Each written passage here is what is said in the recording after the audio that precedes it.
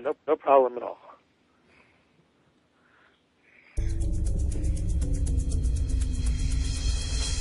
For authors, filmmakers, entertainment, and all your listening needs. Listen now to Talk Now Radio, where no topic is taboo. Hello, everyone. Welcome to Talk Now Radio. This is your host, Royce the Redneck Radio Man. And joining me today is David J. Brown, and we're going to be talking about his book, The New Science of Psychedelics. But before we do, I'd like to take a minute to apologize to everybody. I'm running extremely late today. It's one of those situations that I tested my system. Everything was fine. And then at 5 minutes till, I went to call my guest, and lo and behold, my mouse froze up on me. When I come back, started up my system, my web page wasn't working and everything else was. So I had to go find out what was wrong with that. It was a database IP from a spam bot in there messing up the work some kind of way. I'm not sure how, but I got it up and running anyway.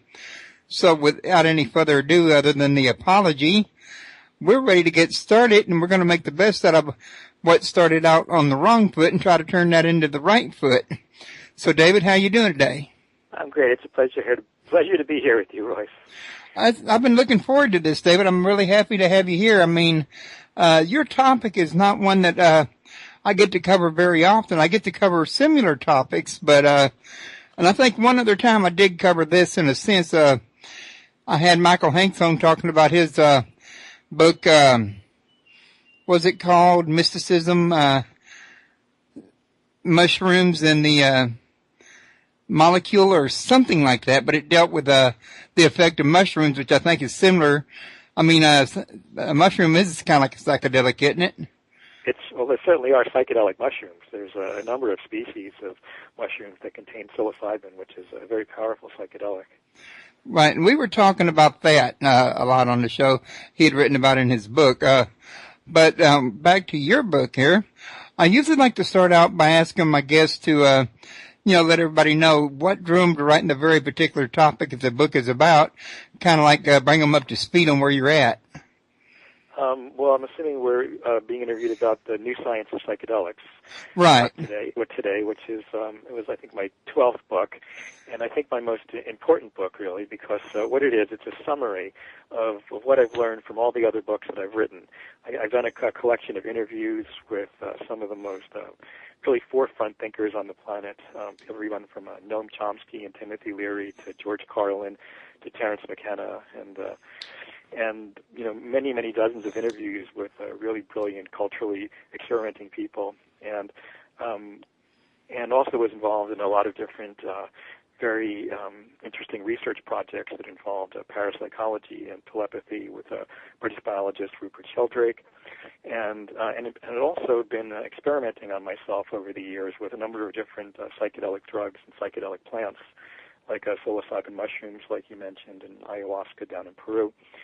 And what I really wanted to do in this recent book that we're discussing here, The New Science of Psychedelics, which was published by Inner Traditions around 2 years ago, was to bring together everything that I learned from my many interviews with all these brilliant people, from my personal research experiences in psychobiology and neuroscience and with parapsychology and telepathy, and my personal experiences with psychedelic drugs, which I've had quite a few, since I was in college, with LSD and psilocybin, mescaline, peyote, and DMT and ayahuasca, and other such substances. And I found that this was very inspirational for me in terms of the career choices that I made and where I decided to move my research. And so the book really tries to pull together all these different things that I learned and try to create some kind of a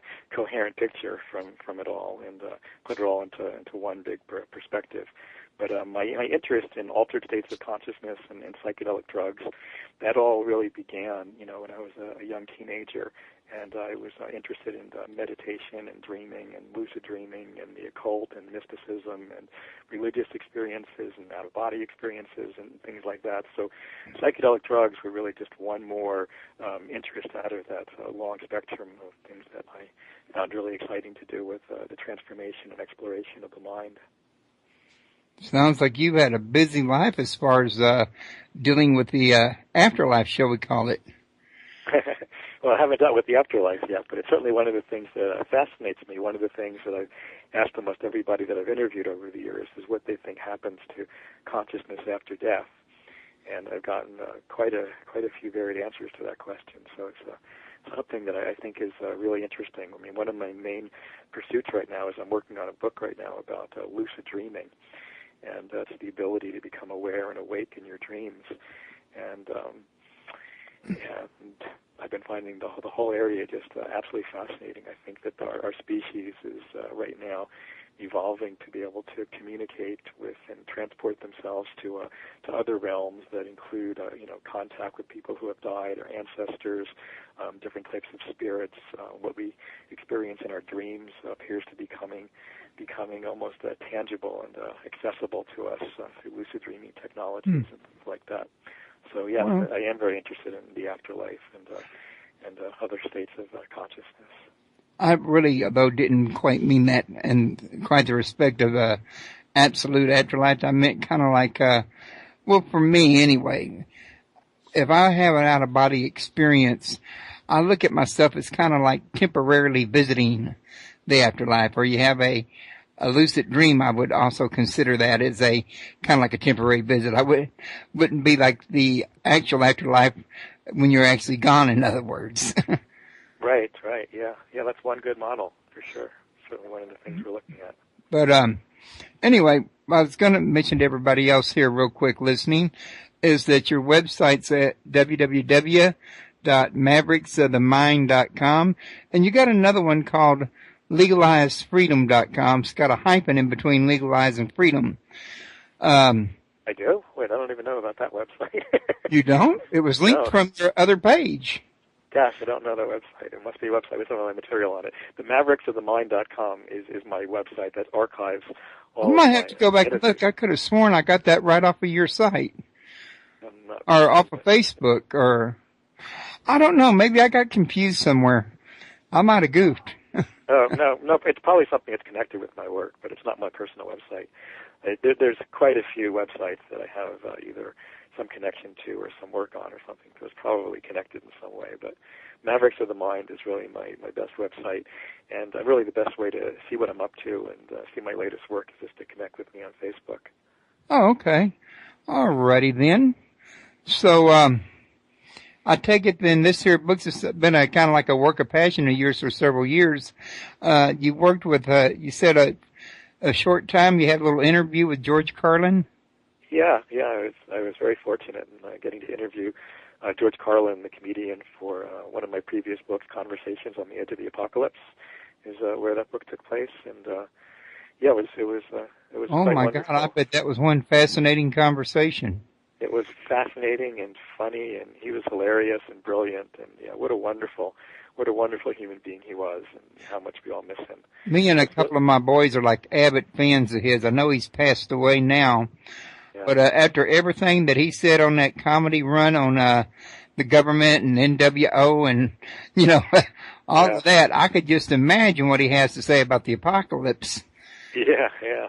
Well, you should take a look at the interview sometime. It's really quite funny and quite brilliant, and we really miss him. What was so interesting about that particular book that I interviewed George Carlin for is that I also interviewed Noam Chomsky, the politically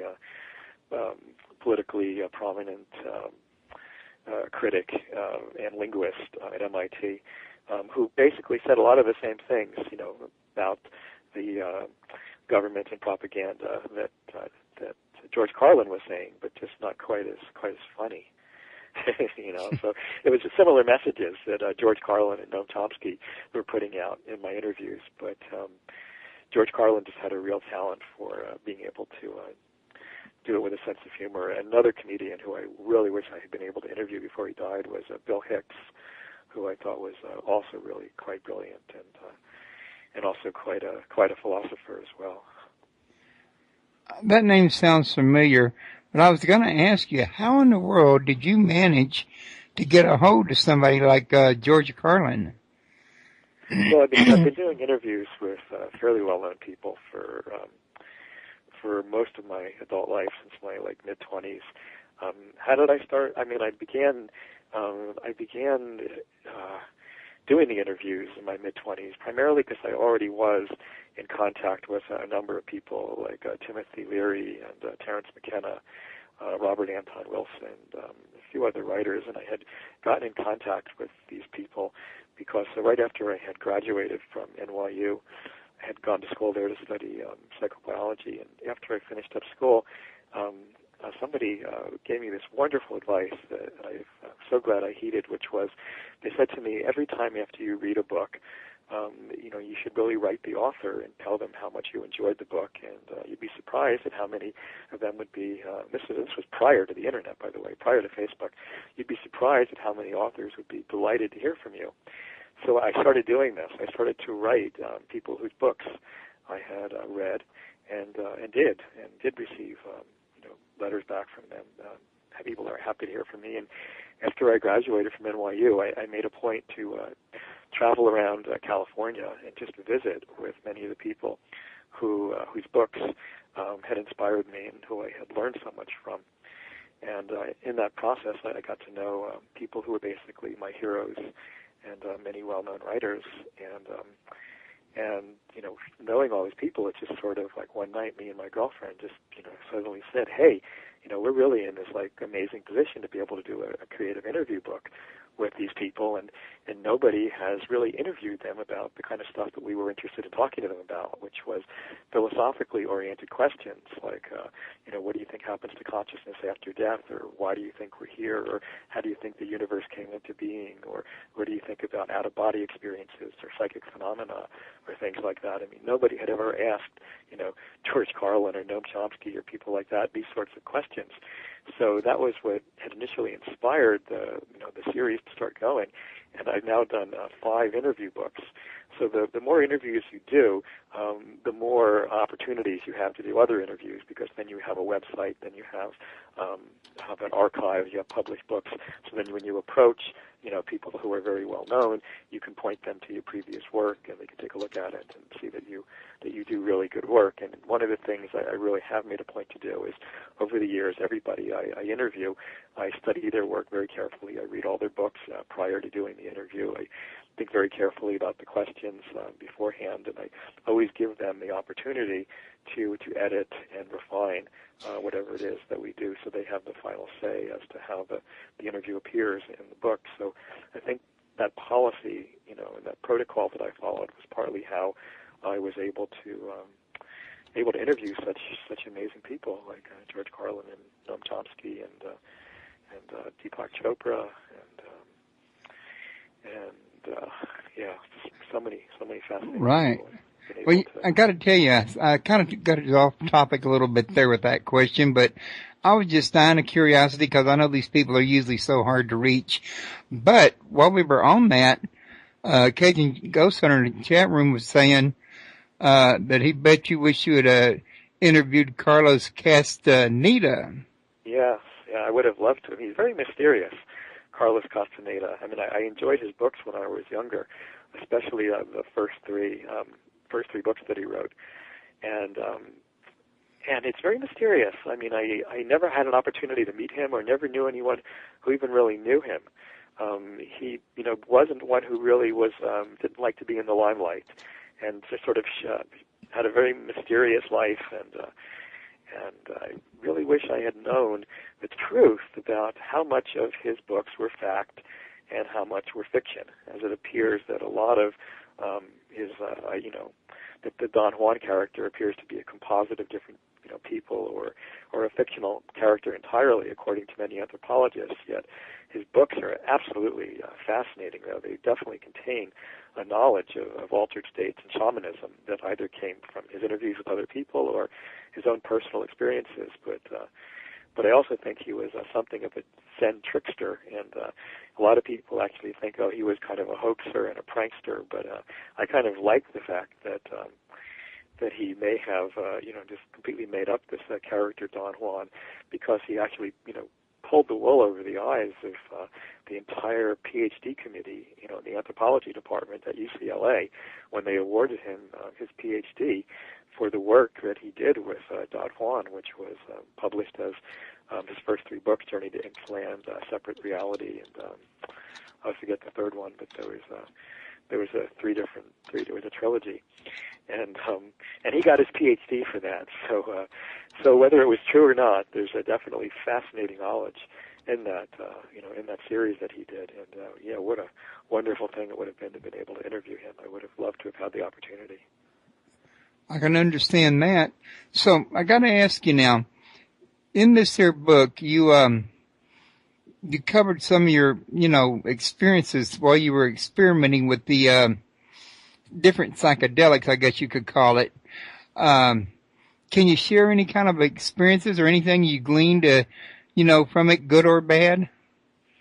Well, gosh, that's such a huge question, Royce. It's a little hard for me to even know where to begin approaching that. But that was the subject of the whole book, really, is what I learned from my psychedelic experiences. Well, I didn't mean enough to give away the whole book. But they began at the age of 14, 16 as a teenager. I experimented. After experimenting with meditation and being interested in lucid dreaming, I had some experiences with cannabis or marijuana, and that got me very interested. My experiences with cannabis and marijuana, I think, were much more profound and meaningful than most people's, and I think that's why I became so interested in other psychedelics, because I was having shamanic or religious or out-of-body experiences just using cannabis. My first experience with LSD was when I was 16 years old, and it did change my life. It's what got me interested in spirituality and studying different world religions. I began to see that there was a connection between all the different world religions, that there was a certain type of experience that the people who founded all the different religions had in common, and that experience was very similar to what I had with my first LSD and psilocybin mushroom experiences. And so that was one of the first things I learned, was about spirituality and about the connectedness of life, and how everything is connected in ways that just don't appear obvious. Our initial reaction to the world is that we see ourselves as separate beings, and everything made up of separate things, and everything is distinctly separated by boundaries. And those boundaries start to dissolve when you do psychedelics, when you do LSD or psilocybin mushrooms.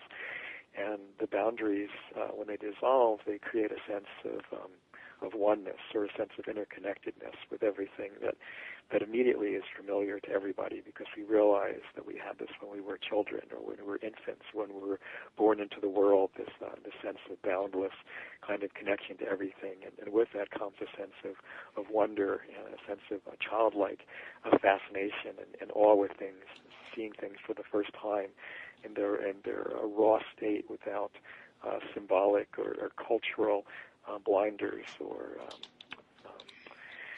belief systems superimposed on top of our perceptions.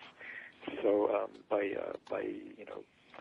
being able to dissolve those cultural blinders from everything that we've learned with psychedelic experiences, give us a sense of greater spiritual awareness, a sense of greater ecological awareness, which I think is so important right now on this planet, because if we don't raise our ecological awareness, I think we're going to end up destroying ourselves with pollution and radiation and all the other misguided things that we're doing on this planet. So I think ecological awareness and spirituality, and then of course even more fun, our creativity enhancement, and the ability to enhance our imagination, and the ability to enhance virtually every area of human endeavor, from music and writing to filmmaking to computer design to science to research to art and medicine. There's just so many areas that psychedelics have helped people to become more creative in. and then beyond creativity is other possibilities. I mean, can they help us? This is one of the things I think your book was pointing out.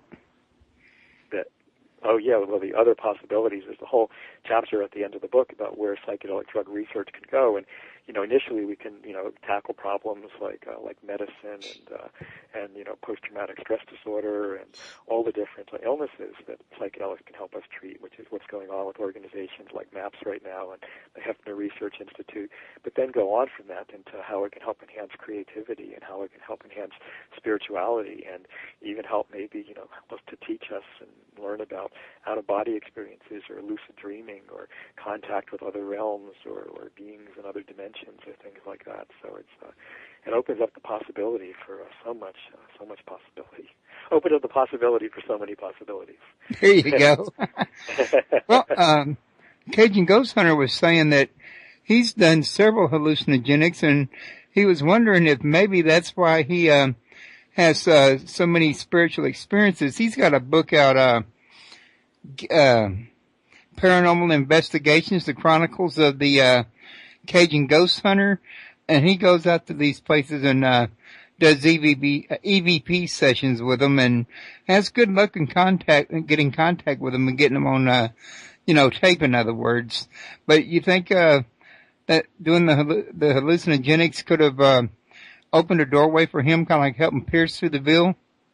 Oh, absolutely. I think that sort of thing is very, very common, which is also why these substances can be very dangerous, because they do open up the doorways, they do open up the windows, they do open up the pathways, and people have to be properly prepared for these types of experiences. I mean, if you go down to Peru and you do ayahuasca, I mean, you won't need any kind of special meters to read spirits. They'll be all around you. They'll be flying through you. They'll be gathering around you. And, I mean, it'll become obvious. So this is why, doing these sorts of experiences is so important, to be doing them with either somebody who's very experienced with it, or with a psychotherapist, or with a shaman who, has, a cultural upbringing and teachings about these, how to deal with altered states of consciousness and how to be able to deal with these types of states where you see spirits or see invisible energies that are invisible to us now, but become visible when we're under the influence of psychedelic plants, or when we're in different shamanic states of consciousness. I mean, the plants or the drugs only bring about states of consciousness that could be brought about otherwise. They're not necessary for the states of consciousness to be there. They're just making visible something that's already there. So, yeah, to answer your question, I think that's a definite possibility. Of course, the reverse is also true. People who tend to have paranormal experiences, people who tend to have vivid dreams or lucid dreams, or people who tend to, feel the presence of spirits, those type of people also tend to be drawn to psychedelic plants and to be doing psychedelics. So it's hard to sometimes say which came first, because the same type of person is drawn to both things. So if that makes any sense. James in the chat room just said crazy S's, don't knock it till you try it. He says he wants to contact spirits, but he'd be too scared. And, I think a lot of people are scared when it comes to dealing with the spirit world. So I wouldn't say it was uncommon for him. Yeah. Right. It is that. Well, it's scary because it's genuinely dangerous. I mean, you're genuinely going into a terrain where you're encountering other beings, and other beings just like other human beings. Some human beings are good, some human beings are bad. Most human beings are somewhere in between, and and you can't take everybody at face value. You have to check everybody out. And so when you encounter beings on these shamanic voyages or in these other dimensional or other world travels, one needs to be just as skeptical and just as suspicious, or just as open and accepting as one is to meeting other human beings, basically. Well, now this is something interesting by Cajun Ghost Hunter. He's got a question for you. Okay. And he wants to know, are you aware that the pineal gland produces the same chemical as in, and this word is hard to pronounce, I'm probably going to get it wrong, ayahuasca, and prepares the body for death, producing hallucinations and experiences that people that have come back from near-death experiences have witnessed? Yes, I'm very familiar with what he's talking about. He's talking about the pineal gland, which we now suspect it was hypothetical for a while, but we've now actually found that the pineal gland in rats and probably human beings produces dimethyltryptamine, or DMT, which is a very, very powerful psychedelic and also is naturally found in the human brain and in many animal brains and many different plant species as well. Dimethyltryptamine, or DMT, is probably the most powerful psychedelic known in terms of the intensity of the experience that it creates. If anybody wants to learn more about this, was studied in depth from 1990 to 1995 by Dr. Rick Strassman at the University of New Mexico, and his book, DMT, The Spirit Molecule, summarizes all the research that went on. And there's also a documentary film about this. And DMT, which is a powerful psychedelic on its own, as your caller or the person who asked the question was mentioning, it's also found in the South American psychedelic brew known as ayahuasca, which I've gone down to Peru and tried and had some of the most amazing experiences of my life on. I think it's one of the most powerful tools for accessing other states of consciousness and for healing traumas and for healing physical ailments. It's just an aspect of medicine that Western science is ignorant of and is so important for us to get in touch with.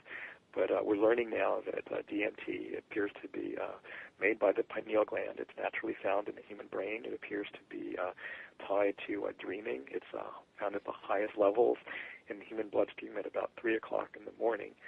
So people think it's related to our dream capacity and our dream abilities and dreaming. And also it's people who have had experiences with DMT or ayahuasca often say that it's very similar to what people have experienced in near-death experiences. And so there's been quite a bit of speculation that DMT is actually produced in the brain when people are close to death, and that may be one of the factors that's producing what people experience when they come back from having closely died and what we could now call a near-death experience.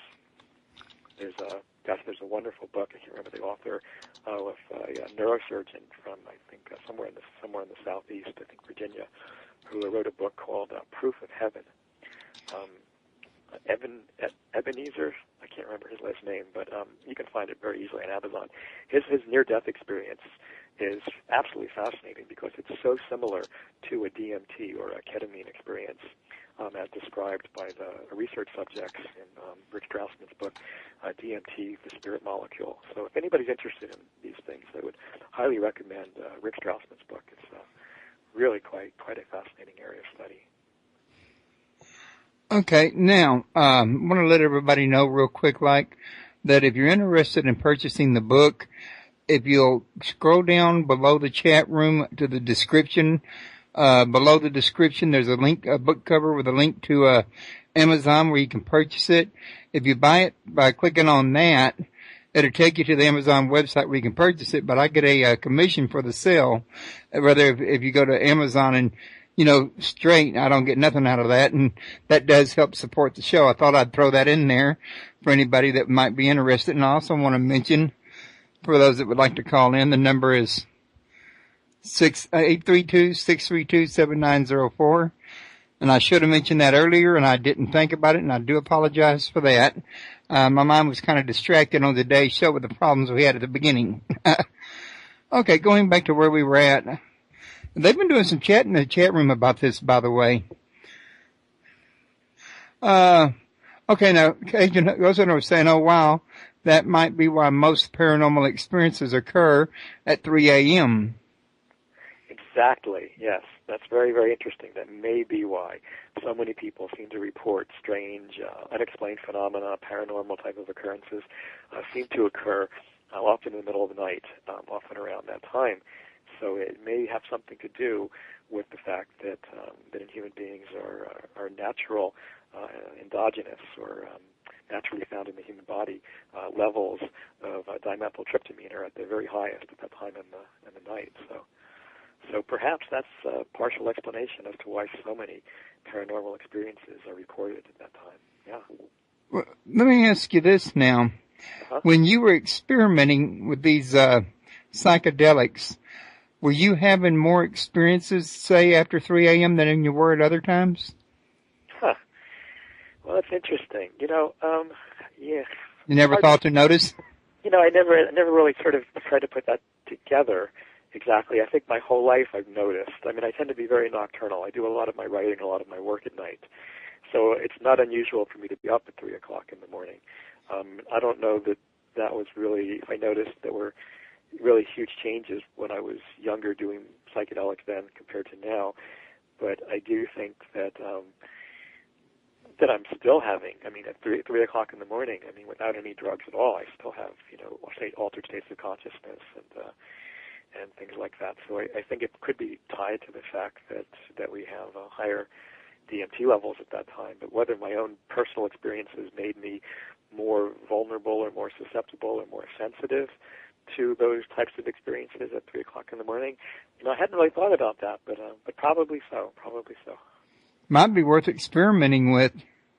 Yeah, well, one of the things I have experimented with is I have tried taking, the ayahuasca brew is made up of two different basic types of plants. One plant contains the DMT or the dimethyltryptamine that I was talking about, which by the way, although it is found in the human brain, it is actually listed in this country as an illegal substance. It's actually illegal to possess DMT, even though your own brain manufactures it. But that aside, the other half of the ayahuasca brew is composed of a plant that contains something called an MAO inhibitor, which stands for a monoamine oxidase. It's an enzyme in the brain that breaks down certain chemicals in the body, and monoamine oxidase, if you inhibit it, will stop the body from breaking down DMT so quickly. It also stops it from breaking down in the gut, which makes it orally active. But in addition to that, it makes the DMT, if you smoke it or if you ingest it in one of these ayahuasca brews, it makes the DMT much more potent and extend the duration of it. Well, since we already naturally produce DMT in our brain, I had experimented with just trying just half of the ayahuasca brew that contains the harmaline or the MAO inhibitor, the part that enhances the DMT, without adding any DMT.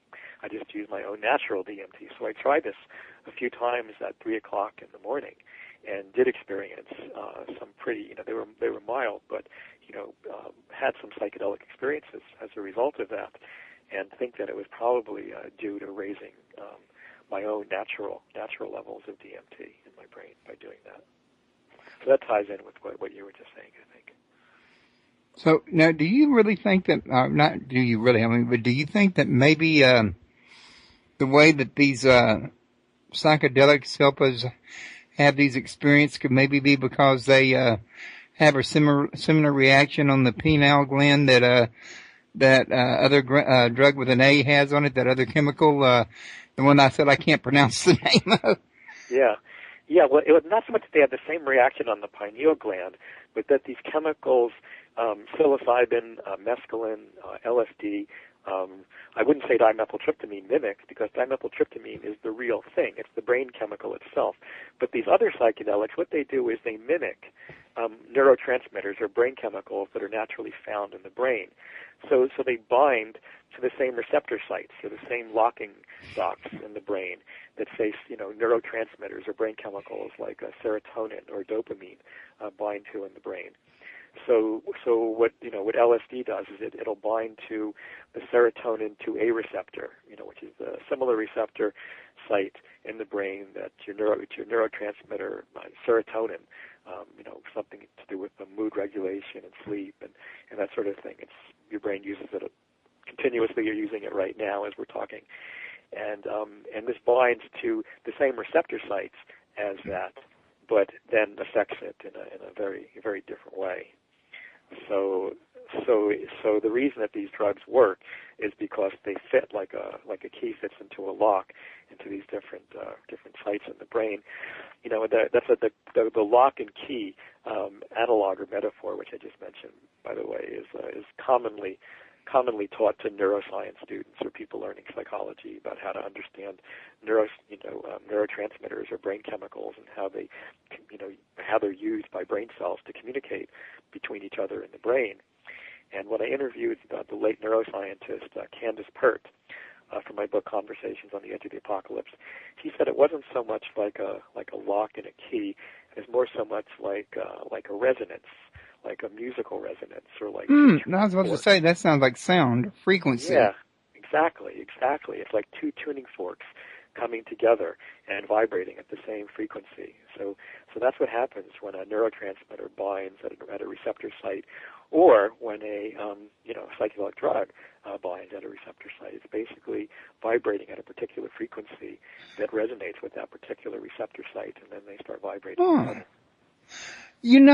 That gets me to thinking, if you talk to scientists in quantum mechanics, physics, they'll talk to you about parallel universes operating, right next to ours, but in a different frequency. Makes me wonder if these hallucinogenics changes the frequency inside of your brain or your pineal gland to match the frequency of one of the other universes, so that consciously wise, you're actually shifting into a different dimension than otherwise. I think that's a very very good possibility. That's certainly one of the theories that I've explored and that other people have explored, and that we think is definitely got something to it. One of the as you mentioned, one of the solutions to a problem in quantum physics is that there are parallel worlds or parallel universes. We know from quantum physics that whenever there's a possibility for something to happen between multiple options in the universe, if nobody is observing that particular situation, all the possibilities exist at once. And whenever an observer or somebody measures anything in the universe, then everything collapses and becomes just one of those possibilities is actualized. It's a very complex idea in quantum physics, but it's not too hard to find an easy explanation for this on the web or on the net. Nick Herbert, if anybody Googles Nick Herbert quantum physics, can get to a better understanding of how this parallel universe theory came into being. But that's one of the solutions, and it appears that when people do high levels of DMT, or when they smoke the psychedelic plant Salvia divinorum, or when they use a psychedelic drug known as ketamine, or when people smoke DMT, they tend to have experiences that are so powerful that they are completely taken out of this world entirely. Their eyes are wide open, but they're just no longer are seeing this world. And this could sound extremely frightening to somebody who has never done one of these things, or who is observing one of these things, and rightfully so, because for that period that person really is not in touch with their body. And within the case of, say, salvia or ketamine, somebody needs to do this with somebody who can take care of them or watch over them, so that they don't. That's exactly what Ross Heaven was saying about salvia.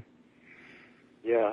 So it's important to have somebody who sits with or guides with somebody when they have these experiences. But really, to answer your question, yes, I think it's really possible. That could be one of the explanations for where people are going, not only in these psychedelic drug realm experiences, but also in lucid dream experiences. I think they're very similar.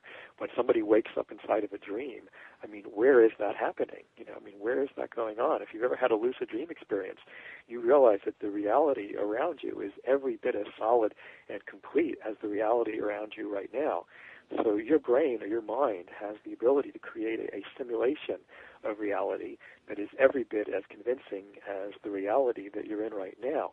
So my real question is, really, what's the difference, and how can we distinguish the difference between, reality that's created from a psychedelic drug or a lucid dream experience, and a reality that's created, through our shared contact with external reality or the external world. And then how can we tell the difference, really? How do we distinguish? It can be very hard. I mean, let's face it. You ask anybody who has had the age-old running off the cliff dream, they'll tell you how real that dream was to them. Yeah. I used to have the strangest dream when I was 15. I used to go with my dad. He'd ride around town during the night, and he had a vacuum on the back of his truck, would pick up trash out of the parking lot malls, and I'd go up and sweep off the sidewalks into the deal for his vacuum to pick up so he wouldn't have to get out of the truck. It'd make it faster. But the thing is, I'd fall asleep in between malls. Uh-huh. And while we're going down the road, I'd have the recurring dream. It only happened when I was in the truck with him, that he had somehow come off the highway as going at a downward angle on a telephone line. Huh. And I'd always wake up before he fell off the line. But, Interesting. to me, that seemed pretty real when it was happening. Well, that's interesting. Well, one of the things that a lucid dream practitioner would say to you is that was a dream sign. That particular experience where you had when you were going down the hill and it would sort of veer off, that if that was happening, that you should take notice in your mind to remember that when that happens, when the car starts moving in that direction, that generally means I'm dreaming. So that could be used as a sign to help wake you up in your dreams, so you can become lucid in your dreams. Like, hey, I'm in the car right now. Hey, that car's doing that weird thing again. Hey, this happens when I dream. When I'm dreaming in the car with my dad, and then people can then make that connection, and then learn how to have lucid dream experiences by making that observation like you made, and then trying to remember in the future and making a point to say, hey, every time the car does this, this means I might be dreaming, and then hopefully then, one day you'll happen in a dream and you'll remember, and then you'll wake up in your dreams. And if you wake up in a dream, oh boy, what you can do is just unreal. To have the ability to realize you're dreaming and to be awake in your dreams. Oh, I've actually done that. Yeah. What kind of experience have you had with that, Royce? I'm very curious. Well, I had one dream where I actually thought I saw something, a shadow on the wall being cast from the outside. And before I could get up and look and see what was casting the shadow and figure out what was going on, I had to go to the bathroom, and I knew I was, dreaming while I was feeling the need to go to the bathroom, but it wouldn't let me stay asleep, in other words, so I had to go and answer the call. Right. But when I came back, I went right back to sleep and intentionally went right back to that same dream at that same spot. Now, when you went back, were you lucid when you went back, or did you go back, non-lucidly to that same spot? Well, by lucid, if you mean awake, or no, you mean I was awake when I went to the bathroom. I came back awake, and I went back into dream sleep as soon as I laid back down. Right. Okay. Now, do you know have you ever stayed awake in a dream where you've been inside of the dream and realized that you were dreaming and had access to all of your memories that you have right now and realized, oh my God, I'm lying in my bed right now, asleep and dreaming, and here I am on the phone talking to you at the same time. You suddenly realize inside the dream that you're having a dream. And with that understanding comes the profound ability that you can do whatever you want because you're inside of a dream. So you can fly, you can have sex with anybody you want, you can experiment with any kind of possibility. At which point you'd rather live in the dream than you would in real life. I'm sorry? I said at which point you'd rather live in the dream than you would in real life. That place sounds like a lot more fun. Well, maybe. In some sense. I've had a lot of lucid dreams, and I'm not sure that I'd rather live in a lucid dream than this reality. There's definitely, you realize in the lucid dream reality that everything is more of a reflection of your own mind, and there's less of a surprise. But I'm beginning to learn that's not really so true. One of the things that people try to do with lucid dreaming is control the dream to a certain extent. But anybody who really gets pretty sophisticated with lucid dreaming begins to understand that you only have so much control, that there's still another force, your unconscious mind, is still dialoguing with you, is still communicating with you in some kind of way. I mean, you could say, hey, I want to jump off this cliff and fly, but what you actually see when you jump off the cliff is not entirely under your control. Your unconscious mind is still creating it, so there's still kind of a dialogue, going on between your conscious mind and your unconscious mind when you're lucid dreaming. But yeah, it's definitely a fascinating and interesting and very helpful ability to cultivate, and it's a skill that anyone can learn to do. Unlike doing ayahuasca, or doing a psychedelic, which involves going down to Peru and making yourself vulnerable to spirits and possibly going through a kind of scary, although life-changing ordeal. I mean, anybody can learn how to lucid dream, just by practicing some of the meditations and techniques that can easily be found online. So it's an easy way for people who are interested in these kind of phenomena to be able to sort of tiptoe out into them without making such a huge commitment as one would make if one was to do ayahuasca with a shaman.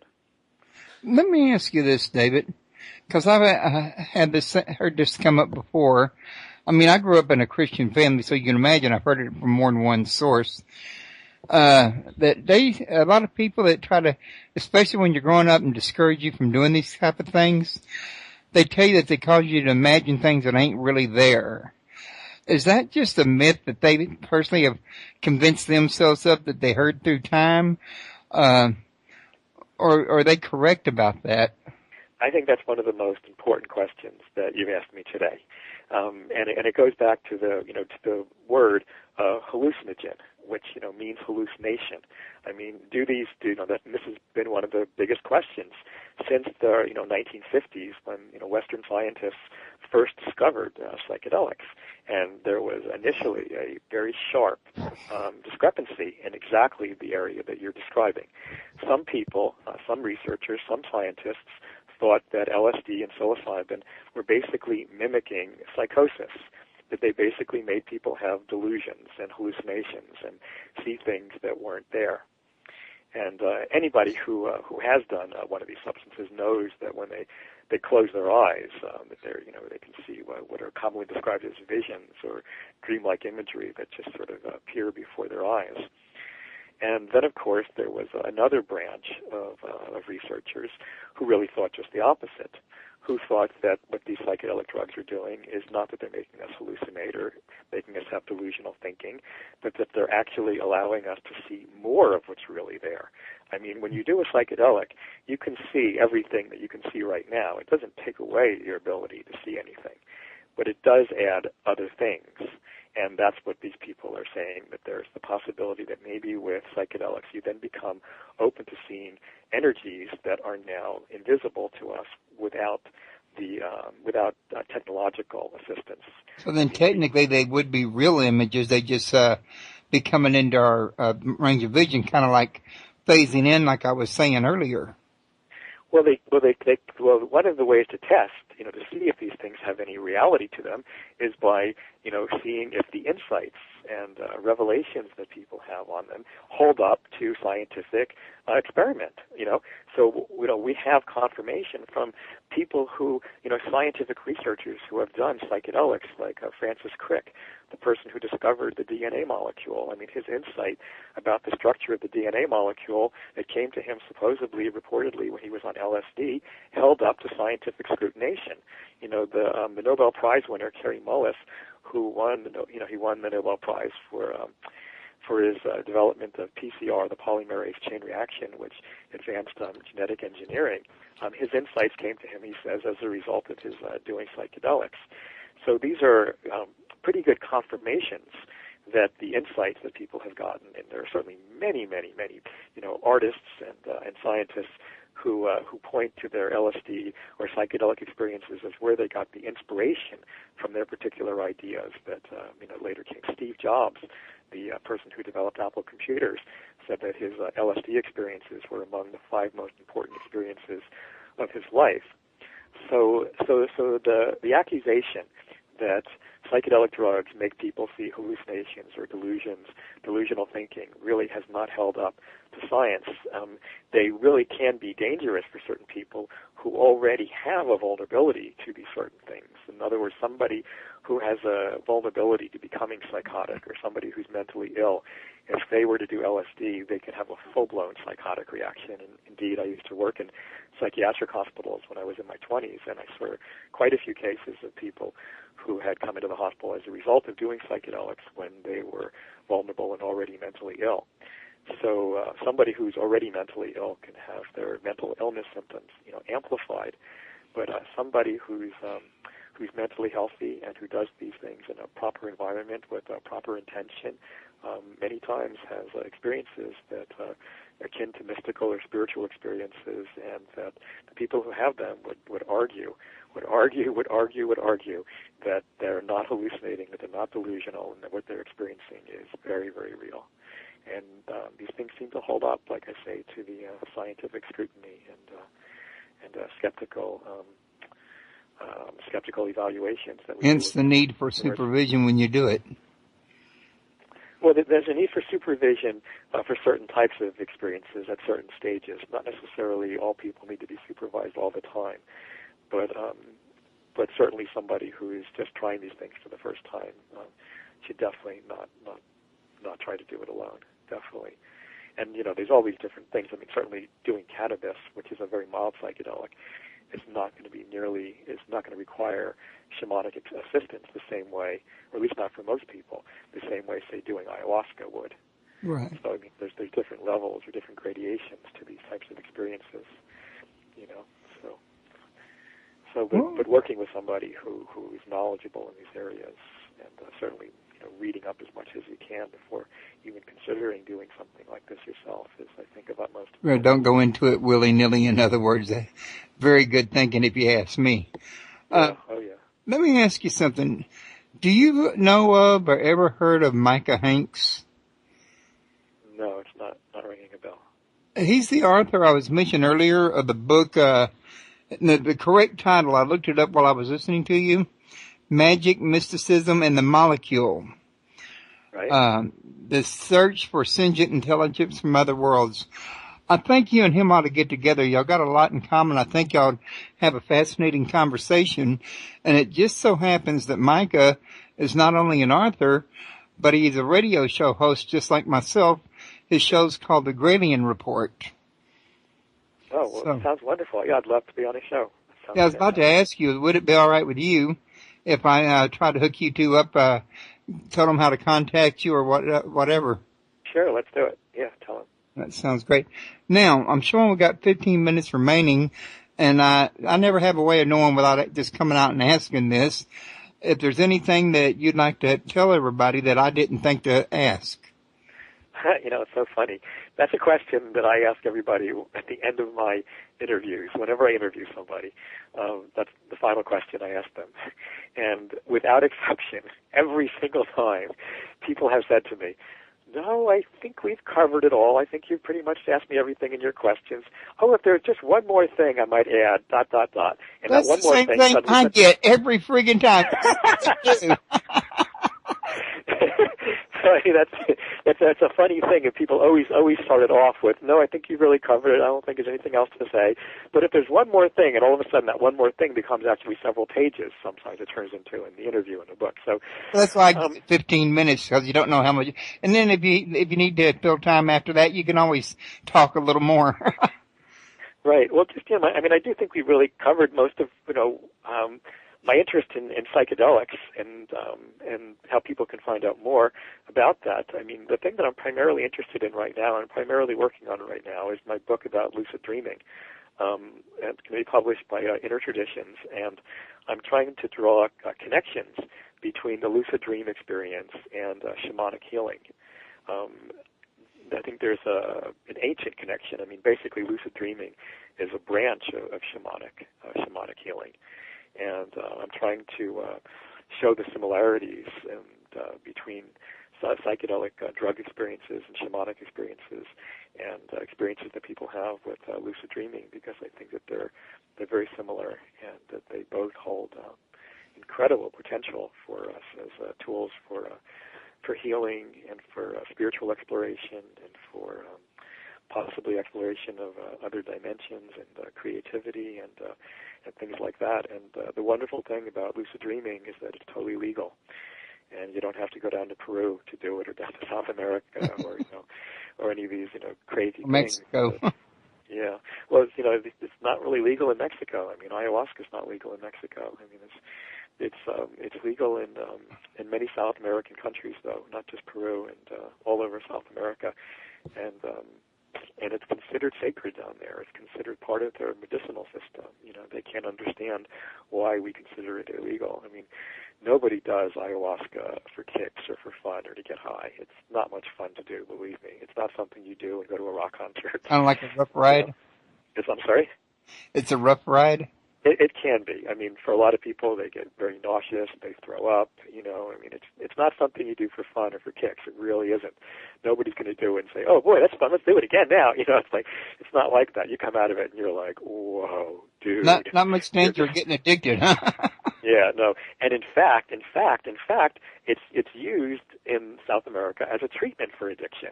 It's very, people cannot stay addicted to alcohol or heroin or opiates or things or methamphetamine or those sorts of dangerous drugs when they're doing something like ayahuasca. The ayahuasca just will not allow them to do it. They just simply can't do both drugs simultaneously. It just cannot happen. And one of the biggest treatments for curing alcoholism was LSD. There was studies in Canada back in when it was legal, back in the 60s, that showed tremendous problem for treating alcoholism. So isn't it ironic that people who are really ignorant about these things group psychedelic drugs together with addictive drugs when in fact they're actually used in shamanic ceremonies as treatments for addiction? They actually help people with addiction problems, and ayahuasca helps people, and LSD and mushrooms have been instrumental, but probably nothing more so than an African bush called iboga, or the drug derived from it called ibogaine, which is used as a treatment for heroin addiction. There's treatment centers all over the world, not in the United States, unfortunately, because it's illegal here. Nobody really knows why, but it's illegal in the United States. But if you go to Canada or Mexico or New Zealand or Holland or many other places, there's treatment centers where you can get ibogaine. And again, ibogaine is probably less fun to do than ayahuasca. I mean, it is really no fun to do, and it's more dangerous. You definitely need to do it in the presence of somebody who's a physician or a medical practitioner, because people have died under the influence of it. It is definitely not something that is entirely safe to do. However, most people come through the experience safely, and the amazing thing about it is that people who are addicted to drugs like heroin or opiates don't ever have to go through the withdrawal. So they can actually pass through the experience without ever going through heroin withdrawals, and then are being shown during the harrowing psychedelic adventure, how they became addicted, why they got addicted, what the problems in their life were, how they can overcome this, and people come out of it like, whoa, not only with the addiction gone, but also with the teaching about how they got addicted, and with a kind of totally fresh start on life. So it almost sounds like a miracle or too good to be true, but this is really the case. If you look it up on the internet and talk to people who have experienced it, this is really the case with ibogaine and iboga. So it's actually used as a treatment for addiction. And isn't it ironic that these things have gotten grouped together in many people's minds as actually being addictive, when really it's the farthest thing from it? They tend to break up habitual thought patterns or addictive processes, and make it very, very hard for people to go back into those things thoughtlessly. Okay. Now, I got a couple of more questions for you there. Okay. One of them is, have you ever met or talked with Robert Monroe? No, but I'm very curious. His work with out-of-body experiences was one of his book on out-of-body experiences was one of the first books I read as a teenager, and got me interested in a lot of this experimentation. And I don't even know if he's still alive, to be honest. I know his institute is still there. It's back east somewhere, I think in Virginia, is it, or North Carolina? I'm trying to remember. But he has a whole institute that's devoted to the study of out-of-body experiences. And he was really the first person to develop an interest and a study of out-of-body experiences. And he would be a fascinating person to interview. And yeah, I'm sorry to say I haven't, and I would love to if he's still alive. I'm going to guess, because the next question was if you were familiar with his hemisync method for having out-of-body. I'm going to assume you are familiar with it. Yeah, I am. I'm interested in. Let me just describe maybe what he's talking about. I mean, there's people who use technologies that involve flashing lights and blinking sounds that flash or blink at a particular sound frequency. Like at a particular frequency, and the frequency then is matched. Your brain then will mimic that particular vibrating frequency that's coming in either through your ears audially or through your eyes visually. And it's a way of then, the process is called entrainment. And through entrainment, it's a way of putting your brain directly into different brainwave frequency states. Like you can put it directly into the alpha brainwave or the theta brainwave or delta, which are the lower brainwave frequencies that we're using right now. We're both of us right now are beta frequency, very, very fast, high-frequency brainwaves. And you can use these types of machines like the hemisync, and there's many others that can entrain your brain to go into a different brainwave frequency state. And then with that comes the possibility for dreams and out-of-body experiences or creativity or other uses that people have found that involve the use of the mind. All righty. Well, have we got any last-minute thoughts for everybody? People interested in my book, check out my books on Amazon. Just put in my name, David J. Brown, J-A-Y, Brown, and you can see the 12 or 14 books. I'm not even sure how many books I've written, but you can take a look at them. And anybody who's interested in my work can contact me on Facebook. Just look up my name, David J. Brown, J-A-Y, and I have a page that I update regularly with information about psychedelics and consciousness exploration and lucid dreaming and all these fascinating topics that you and I will talk about again someday, Royce. So this is really if I have my way, we'll be talking again. Okay, this was great. I really enjoyed this, and thank you so much for having me on your show. Whoa, not so fast. Don't escape quite yet. Okay. Stanley wanted to tell you that Monroe is dead. He died in 1995. Yeah. Sorry to hear that. I'm not surprised though. I mean, like I said, I was reading his books when I was so young. But thank goodness that he established the institute that he established, and thanking him for all the great work that he did. He's done a lot of great work for people interested in out-of-body experiences. So. Well, David, I want to thank you for being such a good sport with the trouble I had with the first show coming on. I think it smoothed it out and went rather well, and I personally enjoyed it, and it's been a pleasure talking to you. And you and me have each other's the friend list at Facebook. I'd like to stay in touch. Absolutely. We'll definitely stay in touch. And, hey, let's do another radio show again someday. This will be fun. Oh, I'll be talking to you about that today and tomorrow. I got something else that I haven't shared with you yet that I think you might be interested in. Okay, I look forward to hearing about it. Okay, then. Thanks a lot for coming on the air. I'm going to go ahead and call this a wrap for the weekend. Everybody, don't forget to come back and join me this coming up Wednesday. Well, who did I have on the docket? Got to scroll down the list underneath David's description here. And we're going to have Savannah Arienta. We're going to talk about her book, Lightworker's Source. And don't forget to join me over at Revolution Radio Thursday to talk to Chiara Hohenzollern. I'm having trouble pronouncing her name, but the book's the Vatican Heresy. It's about sun worship at the Vatican. I think it's going to be a very interesting interview. I hope to see everybody there. And I don't want to hold up David any further. You guys, thanks for listening in. Couldn't have a show without my listeners any more than I could have one without a guest. You listened, you participated, and I appreciate it. We'll talk at you guys later.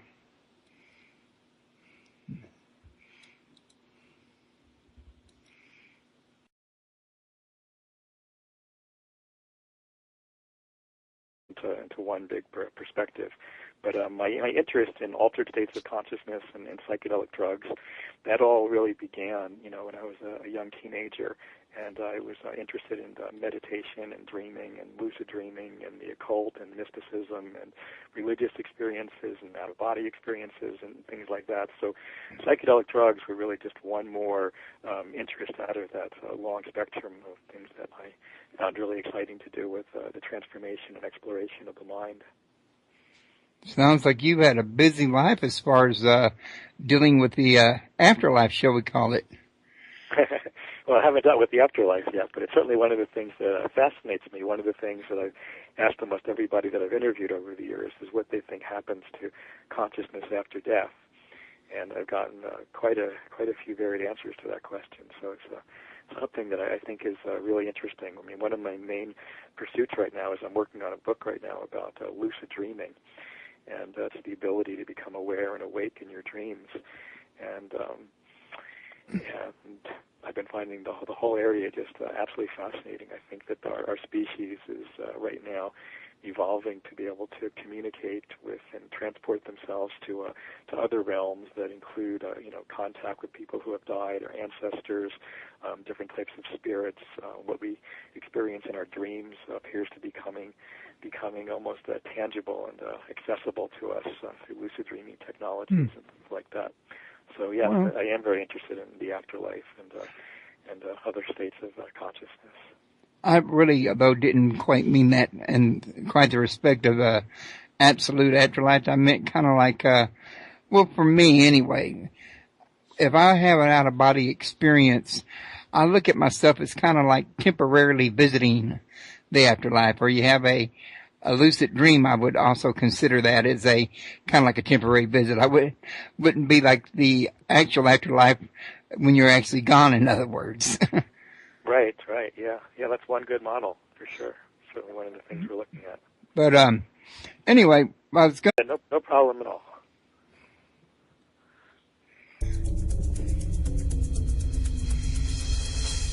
For authors, filmmakers, entertainment, and all your listening needs.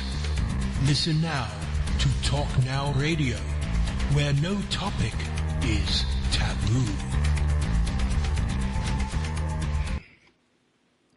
Hello, everyone. Welcome to Talk Now Radio. This is your host, Royce the Redneck Radio Man. And joining me today is David J. Brown, and we're going to be talking about his book, The New Science of Psychedelics. But before we do, I'd like to take a minute to apologize to everybody. I'm running extremely late today. It's one of those situations that I tested my system. Everything was fine. And then at 5 minutes till, I went to call my guest, and lo and behold, my mouse froze up on me. When I come back, started up my system, my web page wasn't working and everything else was. So I had to go find out what was wrong with that. It was a database IP from a spam bot in there messing up the work some kind of way. I'm not sure how, but I got it up and running anyway. So without any further ado, other than the apology, we're ready to get started, and we're going to make the best out of what started out on the wrong foot and try to turn that into the right foot. So, David, how you doing today? I'm great. It's a pleasure to be here with you, Royce.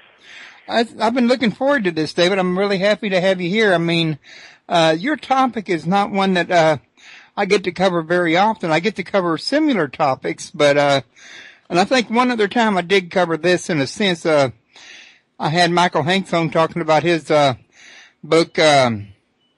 Was it called Mysticism, Mushrooms and the Molecule, or something like that? But it dealt with the effect of mushrooms, which I think is similar. I mean, a mushroom is kind of like a psychedelic, isn't it? There certainly are psychedelic mushrooms. There's a number of species of mushrooms that contain psilocybin, which is a very powerful psychedelic. Right, and we were talking about that a lot on the show. He had written about it in his book. But back to your book here.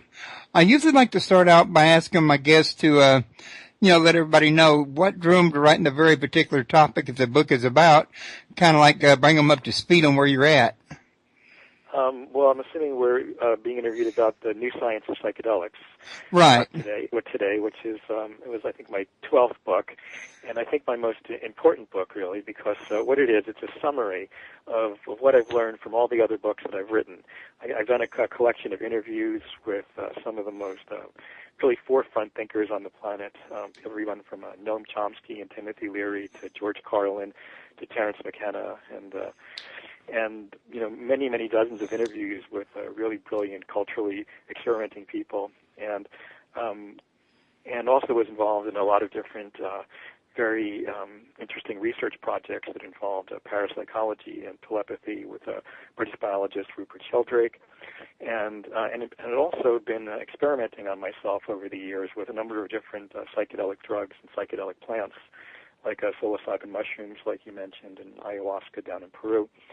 And what I really wanted to do in this recent book that we're discussing here, the new Science of Psychedelics, which was published by Inner Traditions around 2 years ago, was to bring together everything that I learned from my many interviews with all these brilliant people, from my personal research experiences in psychobiology and neuroscience, and with parapsychology and telepathy, and my personal experiences with psychedelic drugs, which I've had quite a few, since I was in college, with LSD and psilocybin, mescaline, peyote, and DMT, and ayahuasca, and other such substances. And I found that this was very inspirational for me in terms of the career choices that I made and where I decided to move my research. And so the book really tries to pull together all these different things that I learned and try to create some kind of a coherent picture from it all. And put it all in a critic and linguist at MIT, who basically said a lot of the same things, about the government and propaganda that George Carlin was saying, but just not quite as funny. So it was just similar messages that George Carlin and Noam Chomsky were putting out in my interviews, but George Carlin just had a real talent for being able to do it with a sense of humor. Another comedian who I really wish I had been able to interview before he died was Bill Hicks, who I thought was also really quite brilliant and also quite a philosopher as well. That name sounds familiar. But I was going to ask you, how in the world did you manage to get a hold of somebody like George Carlin? Well, I've been doing interviews with fairly well-known people for most of my adult life, since my mid-20s. How did I start? I mean, I began doing the interviews in my mid-20s, primarily because I already was in contact with a number of people like Timothy Leary and Terence McKenna, Robert Anton Wilson, a few other writers, and I had gotten in contact with these people because right after I had graduated from NYU, I had gone to school there to study psychobiology, and after I finished up school, somebody gave me this wonderful advice that I'm so glad I heeded, which was, they said to me, every time after you read a book, you should really write the author and tell them how much you enjoyed the book, and you'd be surprised at how many of them would be, this was prior to the internet, by the way, prior to Facebook, you'd be surprised at how many authors would be delighted to hear from you. So I started doing this. I started to write people whose books I had read and did receive letters back from them. People are happy to hear from me. And after I graduated from NYU, I made a point to travel around California and just visit with many of the people whose books had inspired me and who I had learned so much from. And in that process, I got to know people who were basically... I'm going to mention to everybody else here real quick listening is that your website's at www.mavericksofthemind.com, and you got another one called legalizedfreedom.com. It's got a hyphen in between legalize and freedom. I do? Wait, I don't even know about that website. You don't? It was linked from your other page. Gosh, I don't know that website. It must be a website with some of my material on it. The mavericksofthemind.com is my website that archives all I might have to go back and look. I could have sworn I got that right off of your site. Or off of Facebook, or... I don't know. Maybe I got confused somewhere. I might have goofed. No. It's probably something that's connected with my work, but it's not my personal website. There's quite a few websites that I have either some connection to or some work on or something, so it's probably connected in some way. But Mavericks of the Mind is really my best website, and really the best way to see what I'm up to and see my latest work is just to connect with me on Facebook. Oh, okay. Alrighty then. So, I take it then this here book's been a kind of like a work of passion of yours for several years. You worked with, you said a short time you had a little interview with George Carlin? Yeah, I was very fortunate in getting to interview George Carlin, the comedian, for one of my previous books, Conversations on the Edge of the Apocalypse, is where that book took place, and it was Oh quite my wonderful. God, I bet that was one fascinating conversation. It was fascinating and funny, and he was hilarious and brilliant, and what a wonderful human being he was, and how much we all miss him. Me and a couple of my boys are like avid fans of his. I know he's passed away now, but after everything that he said on that comedy run on the government and NWO and all of that, I could just imagine what he has to say about the apocalypse. Yeah. Well, you should take a look at the interview sometime. It's really quite funny and quite brilliant, and we really miss him. But what's so interesting about that particular book that I interviewed George Carlin for is that I also interviewed Noam Chomsky, the politically prominent